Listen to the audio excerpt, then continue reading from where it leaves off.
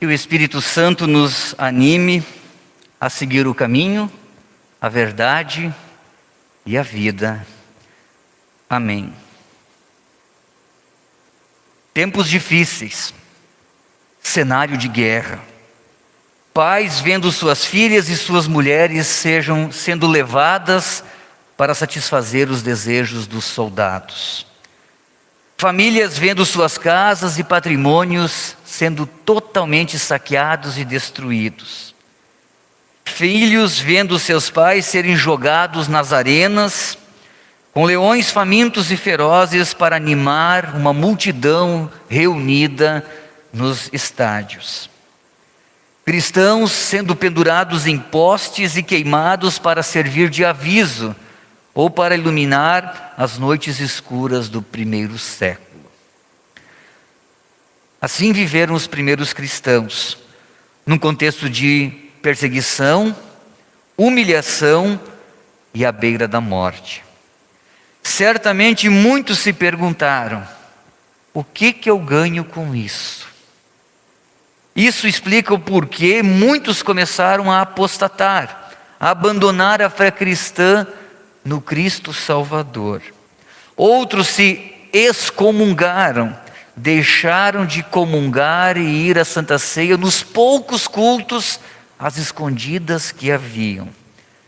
O desânimo tomou conta, o amor se tornou mais frio e a fé se tornou algo perigoso.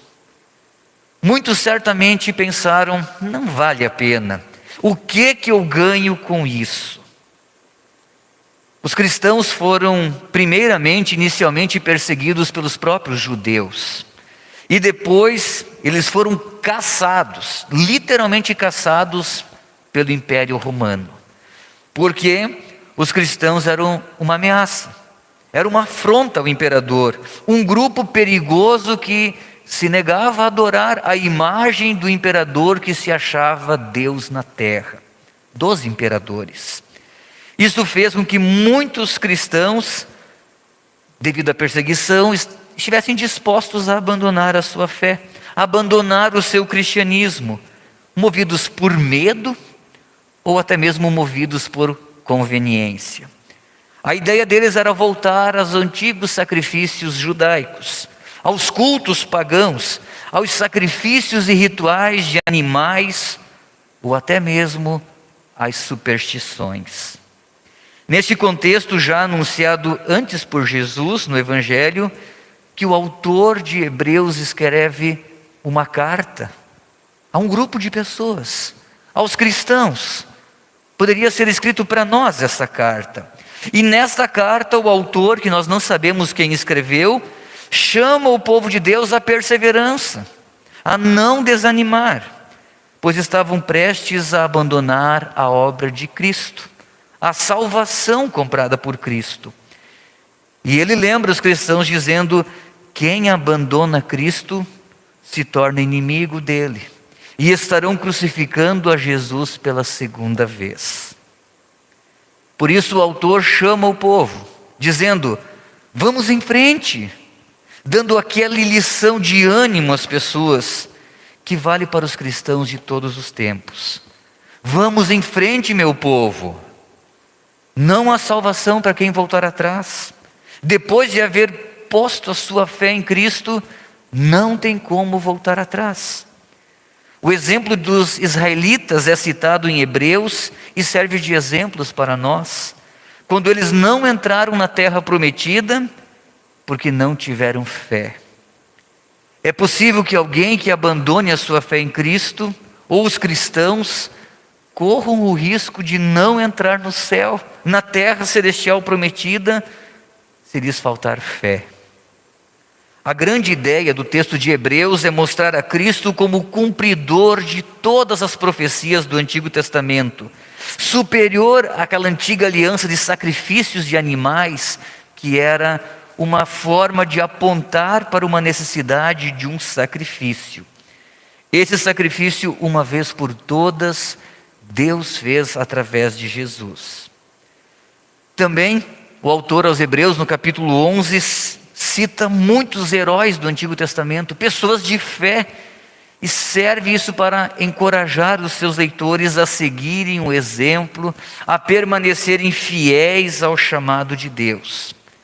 Em outras palavras, o autor aos Hebreus diz: mantenham os olhos fixos de vocês em Jesus. Fiquemos firmes. A fé cristã não se baseia simplesmente no cumprimento de preceitos humanos descritos no Antigo Testamento, mas é crer naquele que o próprio Deus nos oferece como sacrifício. O que eu ganho com isso? Esta poderia ter sido a pergunta de Jó. Jó, depois de sepultar os seus 10 filhos, depois da glória material que possuía, ter que mendigar, depois da saúde que esbanjava, agora com uma doença incurável, rejeitado, isolado, fora da presença das demais pessoas, dos banquetes com os amigos que oferecia, agora resta-lhe os cachorros de rua lambendo suas feridas. Essa foi a afirmação da sua esposa para Jó: amaldiçoe Deus e morra. O que você ganha sendo fiel a Deus? Poderia ter sido a pergunta. E nós sabemos como a história de Jó termina. O que eu ganho com isso? Esta poderia ter sido a pergunta que tantas outras pessoas, dos imigrantes, a maioria dos nossos ancestrais que atravessaram o Atlântico vindo para o Brasil, viagens longas, perigosas de navio, um monte de crianças para levar junto, para cuidar, malas pesadas, mas nessas malas havia uma Bíblia. Eles trouxeram a esperança de vida melhor, mas trouxeram Deus na bagagem. Isso mostra que quando eles chegaram aqui na nossa dura realidade de mato, de não ter estrutura nenhuma, uma precariedade total, derrubar uma árvore no machado, no serrote para construir uma casa, eles não esqueceram de construir igrejas. E muito mais do que isso, ofereceram cultos de gratidão a Deus, festas da colheita, ações de graças que fizeram parte da vida deles. E isto de alguma forma chegou até nós. Nós sabemos como essa história termina. As comunidades cristãs organizadas construíram escolas, construíram hospitais, trouxeram progresso às cidades. E a igreja cristã até hoje continua sendo a maior entidade filantrópica do mundo. O que eu ganho com isso? Essa pode ser a nossa pergunta recorrente e semanal. O que eu ganho indo à igreja? O que eu ganho sacrificando o meu tempo de sábado à noite? O que eu ganho participando da Santa Ceia? O que eu ganho ajudando o meu próximo? O que eu ganho ofertando 1, 2, 5, 10% das minhas posses para o reino de Deus? O que eu ganho lendo a Bíblia, estudando a palavra, fazendo orações, devoções? O que eu ganho? O que eu ganho sendo honesto, dizendo não à corrupção que está tão latente ao nosso redor? O que eu ganho mantendo fidelidade com o meu cônjuge? O que eu ganho? Se depois de uma vida de fé, tenho que enfrentar uma doença terminal, sozinho muitas vezes em um hospital. O que eu ganho se não tenho todas as respostas que eu quero diante da morte? O que eu ganho se eu vejo pessoas de má índole ao meu redor progredirem e eu não? O que eu ganho se eu faço a minha parte e sofro injustiças? Não vale a pena. Eu preciso de algo mais. Eu preciso de alguém que me ajude a prever o futuro. Um curandeiro para a minha dor. Um benzendeiro para o meu mal. Alguém, algo material para que eu possa me apegar como um amuleto. E isto não é voltar atrás como o povo hebreu estava sendo chamado a atenção? Não é abandonar o cristianismo e voltar às antigas crenças? Atenção, cuidado, diz Jesus no Evangelho de hoje. É isso que vai acontecer quando os tempos forem difíceis na nossa vida. Sempre vai ter alguém com uma solução fácil, pronta, um atalho, uma escapatória, uma armadilha para os desavisados. Jesus lembra que em tempos difíceis, muitos vão usar o seu nome. A sua palavra vai ser usada equivocadamente entre as pessoas, desviando elas do verdadeiro foco, do sacrifício que Deus ofertou para nós em Jesus Cristo. E aí, nós vivenciamos guerras, horrores, catástrofes, pandemias, fome, violência, mortes, tanta coisa absurda que está acontecendo ao nosso redor. E Jesus nos diz no Evangelho de hoje: não fiquem perturbados. Isso precisa acontecer. Isto deve acontecer. Mas ainda não será o fim. Os filhos vão entregar os pais no tribunal. Algo que já acontecia no tempo de Hebreus. Os filhos denunciavam os pais cristãos e esses eram mortos, perseguidos por serem cristãos. Um irmão vai entregar o outro irmão à morte. E aí nós voltamos à pergunta: e o que eu ganho com isso? É o princípio das dores, mas não é o nascimento ainda. O princípio das dores lembra que algo mais importante está para acontecer. E aí Jesus diz: vocês serão entregues, vocês serão julgados, vocês serão espancados por minha causa. Em meio a todas essas situações negativas e eventos, existe um sinal, meus irmãos. A proclamação do Evangelho continua. Nem mesmo a perseguição do poderoso Império Romano calou os primeiros cristãos. Nem mesmo as dificuldades materiais, família grande, tanto trabalho que os nossos imigrantes tiveram, calou o Evangelho entre nós. A proclamação continua e precisa continuar acontecendo. Porque se não fosse assim, depois de tantas gerações, de tantas guerras, de tantas perdas, epidemias, doenças e mortes, nós não teríamos o Cristo entre nós. Estaríamos perdidos. O quanto nós nos preocupamos de antemão. O quanto nós sofremos por antecedência. E Jesus quer nos lembrar hoje que tudo isso é necessário. E tem sido assim, e será assim. E se é assim, significa que nós não estamos sozinhos. Nós não estamos abandonados. O texto nos lembra muito bem que Deus continua agindo. Deus não está distante. E Deus também não está ausente de nós. Jesus lembra no Evangelho: se alguém lhes odeia, se alguém lhes persegue, debocha ou ignora, não é a vocês, é pelo vínculo que vocês têm comigo. Mas o Espírito Santo estará com vocês. Vocês não estão abandonados e sozinhos. Permaneçam fiéis até o fim. Não tem desculpas. O que eu ganho com isso? Essa pergunta continua me incomodando. Eu fico imaginando se Jesus tivesse feito essa pergunta. Quando deixou o conforto da glória e quando Ele vem descer literalmente ao nosso nível. Vem se humilhar, vem se estressar, vem suar a camisa de sangue por nós. O que eu ganho com isso? Pagando a ira de Deus por uma humanidade que não quer saber de mim, que não tem tempo para mim, que arruma qualquer desculpa para atravessar a rua para se desviar de mim. O que eu ganho com isso? O que eu ganho com isso sendo humilhado numa cruz para pagar a dívida de tantos pecadores, de toda a humanidade, de todos os tempos?